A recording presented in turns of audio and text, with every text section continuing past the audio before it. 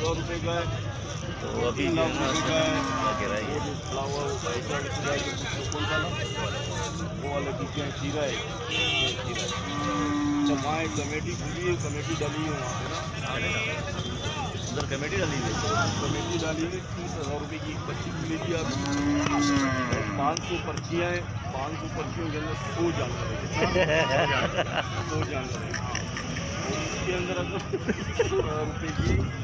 30,000 रुपये की अगर आपकी पर्ची निकलती है, अगर आपका जानवर निकलता है तो आप जानवर लेके चुपचाप चले जाओ। खाली निकला सुनो तो सही, खाली अगर निकला, मैं पूरी बात बता रहा हूँ, आपका अगर जानवर नहीं निकला, खाली नहीं निकला, तो आपको वहाँ बिठाएंगे और बिठाने के बाद जिसका जानवर निकलेगा उसके साथ आपको भेजेंगे कटाई पे।